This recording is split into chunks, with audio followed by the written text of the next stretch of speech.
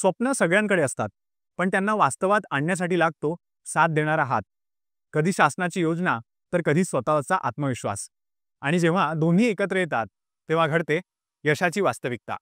नमस्कार, कार्यक्रमात आपल्या सगळ्यांचं पुन्हा एकदा स्वागत. आपल्या देशात स्वयंपाकघरातलं तेल मोठ्या प्रमाणावर आयातीतून येतं.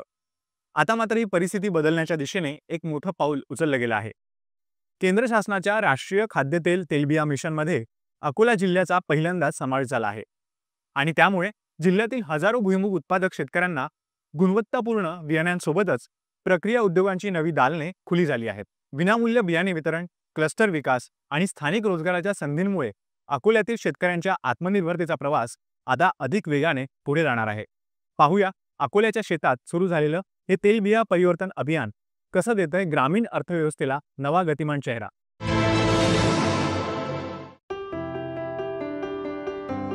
दोन 2024 मध्ये सुरू करण्यात आलेल्या राष्ट्रीय खाद्यतेल तेलबिया मिशनमुळे अकोला जिल्ह्यातल्या 2312 हेक्टरवरच्या भुईमूग शेतकऱ्यांना लाभ होणार आहे.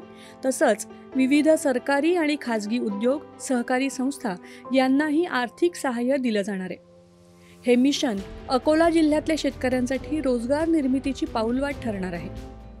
राष्ट्रीय खाद्यतेल तेलबिया अभियान हे 2024-25 ते 2031 साठी 5 वर्षासाठी केंद्र सरकारद्वारे एक अभियान राबवल्या जात आहे. कारण की 10,380 कोटी रुपयाचं हे अभियान आहे. हे अभियान राबवण्याचा उद्देश हाच आहे की आपल्याला जवळपास 60% पर्यंत अवलंबित्व आहे आपलं की आयात करावं लागते तेल. तर सरकारचं असं आहे धोरण की बा कमीत कमी 28% पर्यंत आयात झाला पाहिजे. समजा ते कमी करणं आहे. त्या दृष्टिकोनातून उच्च म्हणजे मागच्या ज्या 5 वर्षात चांगल्या व्हरायटी डेव्हलप केलेल्या आहेत त्या शेतकऱ्यांना मोफत द्यायचं सरकारचा या अभियानाचं उद्दिष्ट आहे. समजा राष्ट्रीय खाद्यतेल तेलबिया अभियानमध्ये अकोला जिल्ह्याचा समाविष्ट केल्याबद्दल केंद्र शासन आणि राज्य शासनाचा आभारी आहे.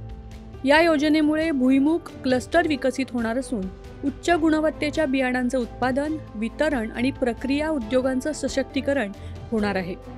राष्ट्रीय या अभियानामुळे शेतकऱ्यांना असा लाभ होईल की याच्या पहिले आम्ही घरचे बियाणे वापरत होतो.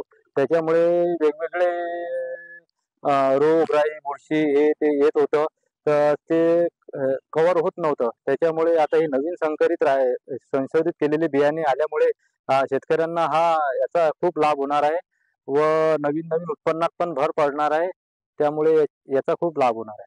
त्यामुळे आम्ही आता एक क्लस्टर गट स्थापन करणार आहोत. त्याच्यामुळे वेगवेगळे शेतकरी एका जवळ येऊन सर्व वेगवेगळ्या भागातली त्यामुळे चर्चा होणार आहे. त्यामुळे शेतकऱ्यांना खूप फायदा होणार आहे. जशी मागणी असेल त्याप्रमाणे बियाणे हबची स्थापना करून बियाणं उत्पादित केलं जाणार आहे. तसंच यंत्रसामग्रीसाठीही उत्पादन उपलब्धता राहील. या उपक्रमामुळे अनेक उद्योगांना गती मिळून ते थेट बाजारपेठेपर्यंत पोहोचू शकेल. आधी भुईमूग शेतीकडे जो शेतकरी वळत होता आणि भाव मिळत नव्हते आणि प्रक्रिया आपल्या अकोला जिल्ह्यामध्ये नव्हती, त्यामुळे भुईमूग शेतीकडे जो पेरा होता तो कमी झालेला होता. या अभियानात अकोला जिल्ह्याचा संपर्क झाल्यामुळे आता भुईमूगचा जो पेरा आहे तो वाढेल. तसेच जे नवीन शेतकरी जे आहेत ते उद्योग प्रक्रियेकडे सुद्धा वळतील आणि अकोला जिल्ह्यामध्ये एक नवीन उद्योगास चालना मिळेल.